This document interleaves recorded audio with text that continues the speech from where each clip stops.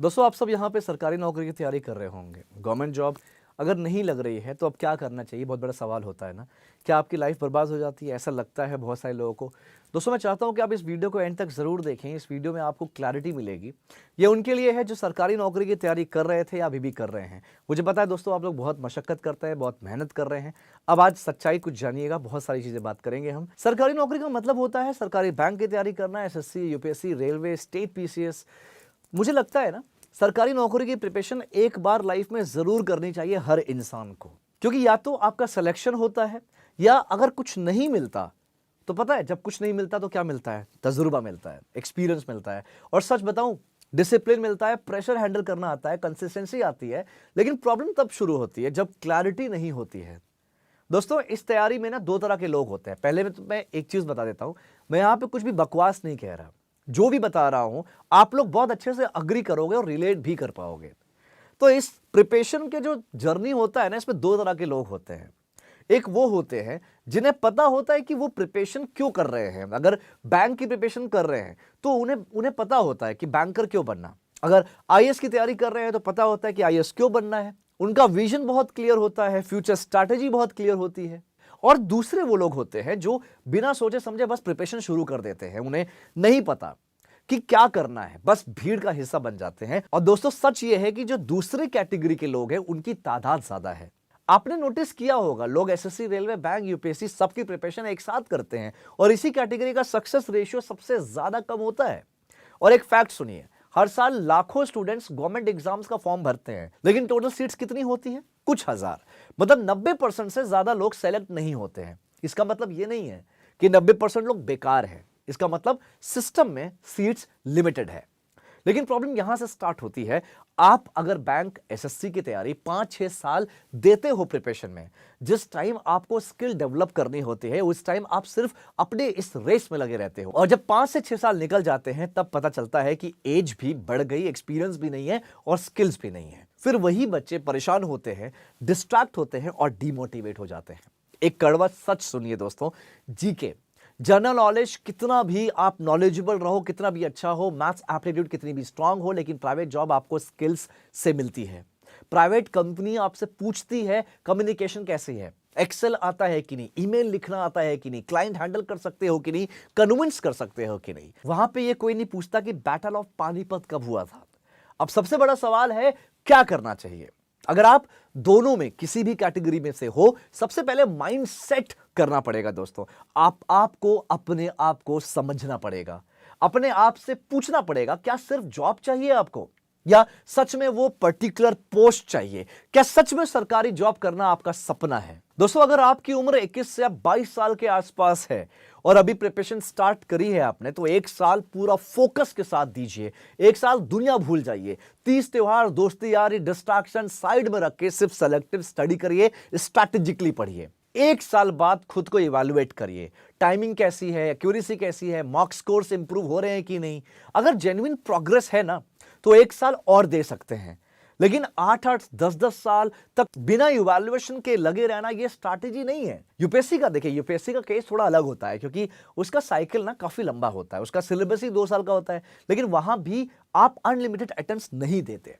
मैं डेली ऐसे स्टूडेंट से मिलता हूं दोस्तों। मैं ये सारी चीजें क्यों बता रहा हूं, इसका रीजन है मैं डेली ऐसे लोगों से मिलता हूं जो मुझे बोलते हैं सर मेरी एज 34 साल है, 38 साल है, 40 साल है, आप मुझे जॉब दिला दीजिए। मैंने कभी जॉब नहीं करा, मैं सिर्फ प्रिपरेशन कर रहा था। और दोस्तों उनके पास स्किल्स भी नहीं होता, एज भी नहीं होती और प्राइवेट जॉब्स उन्हें नहीं मिलती है, क्योंकि प्राइवेट जॉब्स के लिए ना ज्यादातर जो मैक्सिमम एज होती है वो 27 या 28 साल होती है एज अ फ्रेशर। फिर ऐसे कैंडिडेट्स फ्रस्ट्रेट हो जाते हैं। लेकिन ध्यान से सुनिएगा, अगर आपने 1 साल, 2 साल, 3 साल सिंसियर प्रिपरेशन किया है, नॉलेज ली है, डिसिप्लिन बिल्ड किया है और सिलेक्शन नहीं हुआ, इसका मतलब लाइफ का द एंड नहीं हुआ है। इसका मतलब है असली करियर अब स्टार्ट होगा। हां, यह बात अलग है कि कुछ लोग, वो 4 लोग ताने मारेंगे, कहेंगे कि दिन भर पढ़ते थे फिर भी सिलेक्शन नहीं हुआ। लेकिन ताने देने वाले लोगों को एग्जाम का प्रोसेस का नहीं पता होता। ताने मारने वाले आपके लिए मेहनत, आपकी ये तप नहीं देखते हैं। उनकी बातें ना आपको इग्नोर करना होता है और ऐसे सिचुएशन में बस एक ही गाना गाइए। कौन सा गाना? कुछ तो लोग कहेंगे, लोगों का काम है कहना। अब स्मार्ट अप्रोच क्या है ये समझिएगा।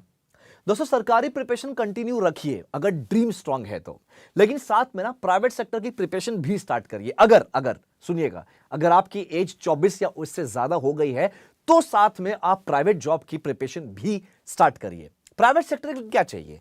Communication skills, convincing skills, spoken English, जिस इंडस्ट्री में जाना चाहते हो उस इंडस्ट्री की detailed knowledge, corporate Excel, resume कैसे बनाया जाए, इंटरव्यूज कैसे क्रैक किया जाए, लिंक्डइन और नौकरी प्रोफाइल कैसे बनाया जाए, ये सब आपको आना चाहिए अगर आप प्राइवेट सेक्टर में जाना चाहते हो। ये फैक्ट सुनिएगा दोस्तों, रिक्रूटर हर वीक हजारों रेज्यूमे रिसीव करता है, वो मैनुअली सब नहीं देखता।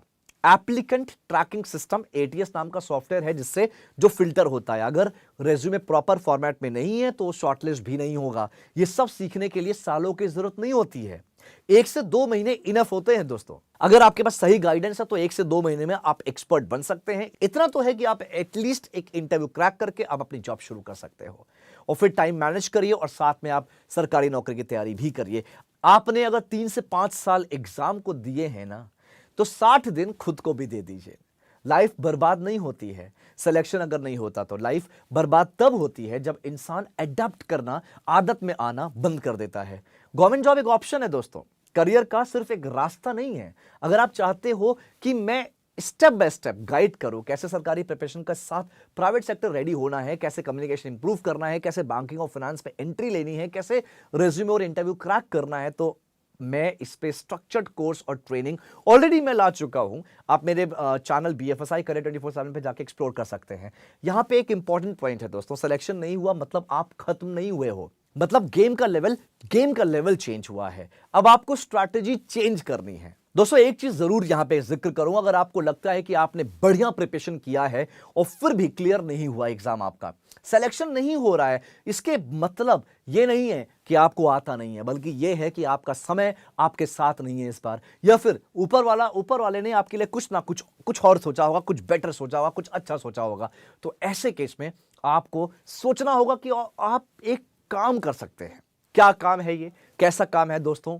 आप पढ़ा सकते हैं बच्चों को, आप ट्रेन कर सकते हैं बच्चों को। जो लोग इसी डायरेक्शन में जाना चाहते हैं, डायरेक्शन लेस हैं, आप उनको डायरेक्शन दिखा सकते हैं। और पढ़ाने का मतलब ये नहीं होता कि आप खुद फेलियर हो और आप क्या ही सिखाओगे लोगों को। दोस्तों याद रखना एक चीज, कुछ लोग पढ़ने में अच्छे होते हैं तो कुछ लोग पढ़ाने में अच्छे होते हैं। आपको हजारों एग्जाम्पल मिल जाएंगे जो खुद सक्सेस नहीं है, सरकारी एग्जाम क्लियर नहीं कर पाए, लेकिन वो लाखों लोगों को सक्सेस बनवा चुके हैं। लाखों लोग उनकी ट्रेनिंग लेकर, उनसे पढ़कर आज IAS PCS बन चुके हैं। इसके अलावा प्राइवेट जॉब की बात करेंगे जिसपे हमने ऑलरेडी डिस्कस किया है, तो आप ये सारे 2-3 स्टेप्स हैं फॉलो कर सकते हैं जो मैंने ऑलरेडी बताया है।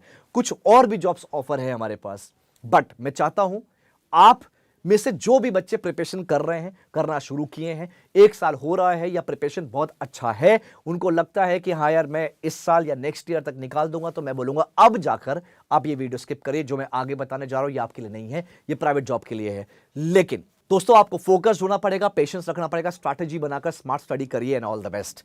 अब दूसरे बच्चे, वो लोग जो कंफ्यूज्ड हैं, जो फाइनेंशियल इशू से जूझ रहे हैं, बहुत ज्यादा प्रॉब्लम है, उनके लिए 2 जॉब ऑफर्स अवेलेबल है। सबसे पहला जॉब ऑफर जो है हमारे पास वो है कोटक महिंद्रा बैंक पे। दोस्तों अगर आपने कहीं भी अगर आपने जॉब ढूंढा है, जॉब सर्च किया है, जॉब नहीं मिली है, या आप सरकारी नौकरी की तैयारी कर रहे थे, अब जॉब करना चाहते हो, तो मैं आपको एक बात बता देता हूं, बैंक में, कोटक महिंद्रा बैंक में अपॉर्चुनिटी आई है वर्चुअल रिलेशनशिप मैनेजर के लिए। ये क्या है? ग्रेड है असिस्टेंट मैनेजर का। इसमें कॉलिंग प्रोफाइल है, बेसिकली आपको बैकएंड में जॉब मिलेगी, लेकिन आपको कॉल्स करने होंगे, कस्टमर का डेटा दिया जाएगा, उस पर कॉल्स करना है, कॉल करके उनको जो भी बैंकिंग का प्रोडक्ट होता है वो आपको समझाना होता है। इसमें प्रॉपर आपको ट्रेनिंग दी जाएगी, ये डायरेक्ट जॉब नहीं है, ये यहाँ पे फीस इन्वॉल्व है। एक पेड प्रोग्राम है, जनरली एक पेड प्रोग्राम होता है। यहाँ पे असिस्टेंट मैनेजर बनने के लिए टोटल जो चार्जेस लगते हैं वो 50,000 प्लस GST लगता है। लेकिन याद रहे यहाँ पे इस कोर्स को, ये कोर्स नहीं है, बेसिकली ट्रेनिंग है। इस ट्रेनिंग को भी ज्वाइन करने के लिए आपको एक इंटरव्यू क्रैक करना होता है। पहले आपको फॉर्म भरना है, फिर टेस्ट देना है, टेस्ट देने के बाद आपको इंटरव्यू क्रैक करना है। दोस्तों ये याद रहे, ये उनके लिए है जो मैनेज कर सकते हैं, जो या तो कहीं ना कहीं उन्होंने जॉब ढूंढा है, जॉब नहीं मिल रही, तो आप ये जरूर ज्वाइन करिए।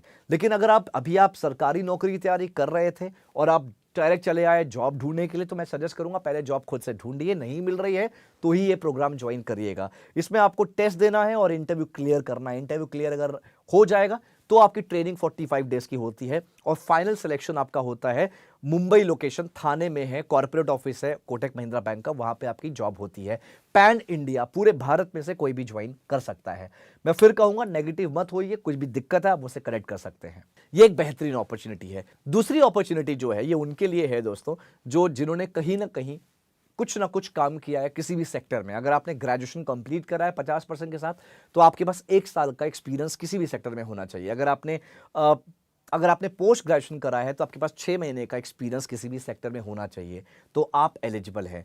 जो कोटेक वाला है उसमें एज की बात करूंगा तो 25 साल मैक्सिमम एज है उसमें, और ग्रेजुएशन में उसमें 60% होना चाहिए किसी भी स्पेशलाइजेशन में।